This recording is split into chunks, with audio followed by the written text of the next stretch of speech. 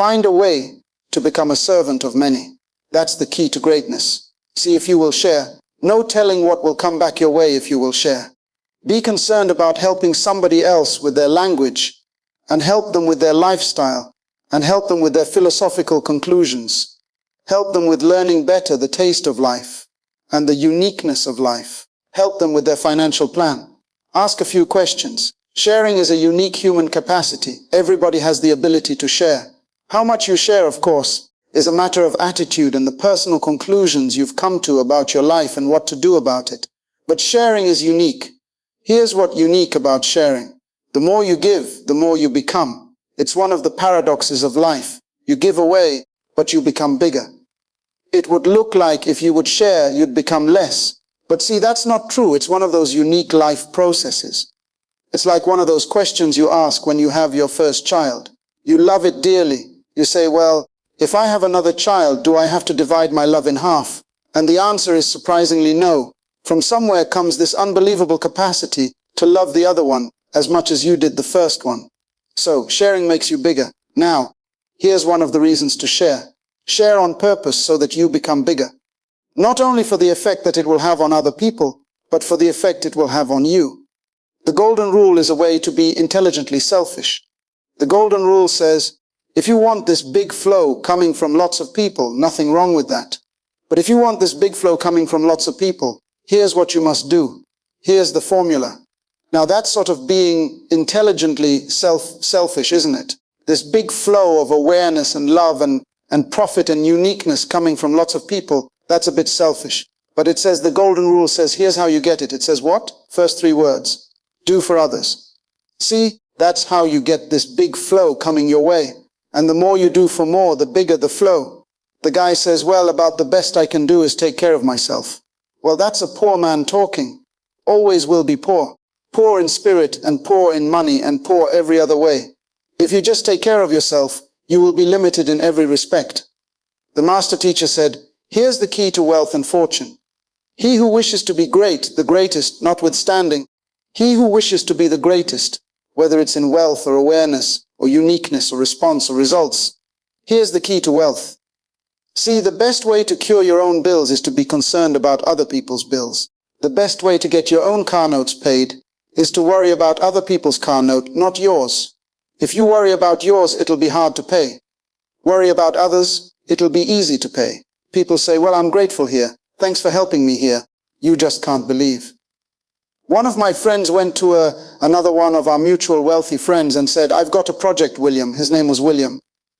He said, William, if I put this project together and it creates $4 million for you, will you give me one? Guess what he said? Yes. If you put this together and it creates for me $4 million, I'll be happy to give you one. I'll be satisfied with 3. See, that's part of the unique life process. If you help other people, guess what they will do? Share back with you. It's one of those inevitables. But see, that's what can happen to you if you share. What all of us want to do in consciousness and awareness is become bigger. This cup will not hold a gallon. Why? It's too small. What if you poured a gallon all around this cup?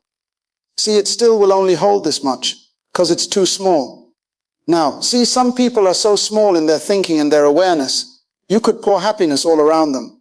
They're not going to get any. They're too little in their thinking, in their awareness, in their acceptance. It doesn't matter how much happiness is available. They're not going to get very much.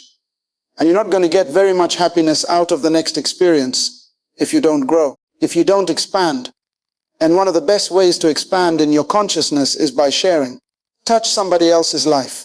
Touch somebody else's experience. Give somebody else some information. Right? Pass along a book or a recommendation or, share what you've got.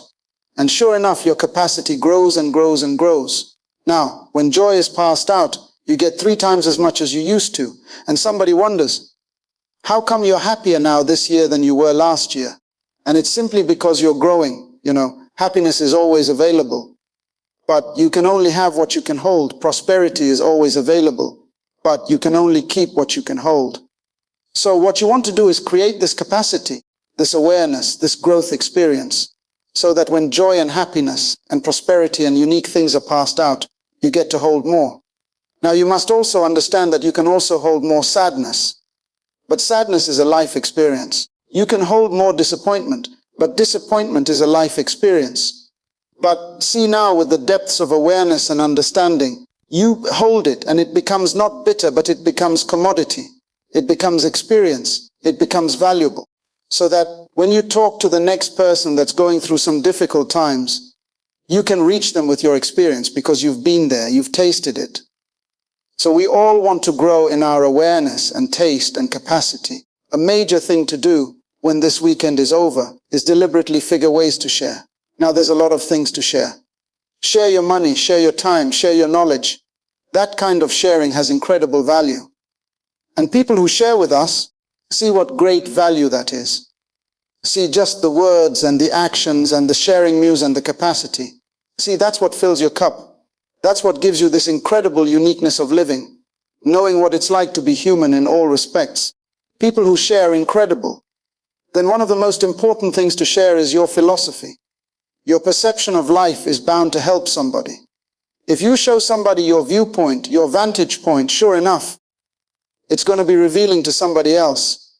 You say, here's what I've been thinking about life and about activity and about money and about commerce and about lifestyle. Here's what I'm thinking. If you will share that with somebody, sure enough, somebody's going to come back and say, remember that breakfast we had, the lunch we had, or when we got together that day 3 or 4 months ago and you talked about those things.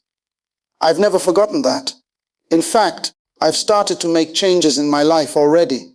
You can't believe the feedback you'll get. Because see, part of the return is not just a room or some money or some percentages. Part of it is the thanks. One of the reasons I do what I do is for the letters and the stories and the people who come back and say, let me tell you what's happening to me. I'm using this stuff and it's changing my life. See, that's heavy. You can't buy that with money. Doesn't matter how wealthy you are. You can only buy it by sharing. You can only earn it, rather, by sharing. And guess how many of us can share our ideas? Everybody. You don't have to have a class of 200. You don't have to have a seminar of 1,000. Start with one. That's the way I started, awkwardly with one. So, just share. You can't believe what will happen as far as your life and your lifestyle if you'll share. One of the major projects to work on is how to get joy from your substance. Lifestyle is figuring out ways to be unique. And see, uniqueness is that great challenge of taking what you've got and getting pleasure, joy from it, getting experience from it. See, some people have money, but they don't even know how to spend it. At least they don't know how to spend it for joy. And remember, it's not the amount that counts. It's the plan that counts. It's the thinking that counts. The same money, but it depends on how you spend it. It depends on how you give it. And how you give it is called lifestyle. Shkoff taught me how to be a 2/4 person. So I didn't understand what that meant. He said, well, let's say you're getting your shoes shined, and the shoe shine boy's done a great job.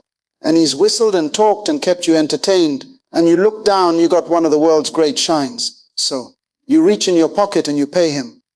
Now, after you've paid him, you reach in your pocket and get a handful of change.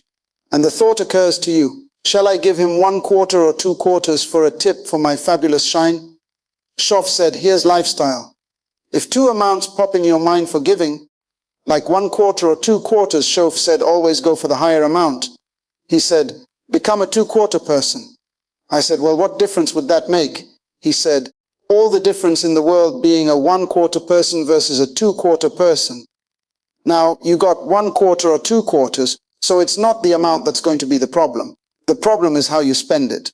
See, that was unique. He said, if you're thinking 2/4, look at my shine. I better go for 2/4. And they say, well, no, I'll just give him one. He said, that will affect you the rest of the day. It'll bother you.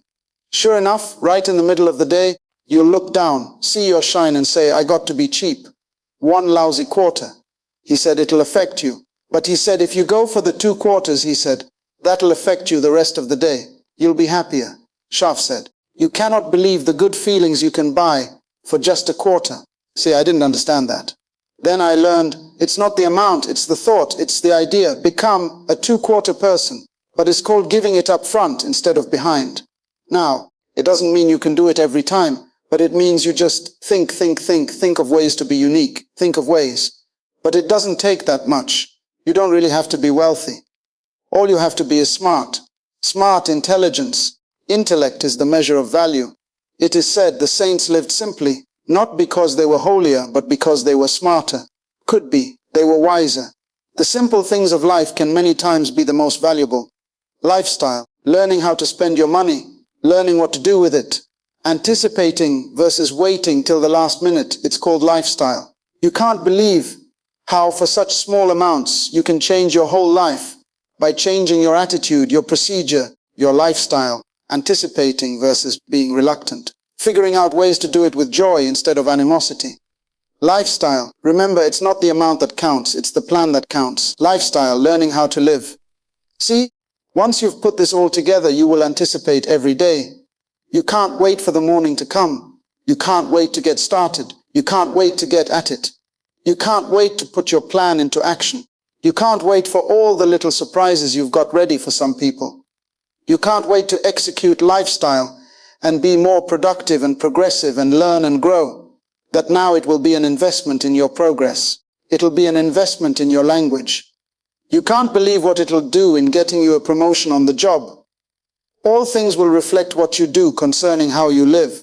Lifestyle and what you do about your family and yourself and your money and your substance and your time and your talent and your ability. Don't just live your life. Design it. Don't just exist.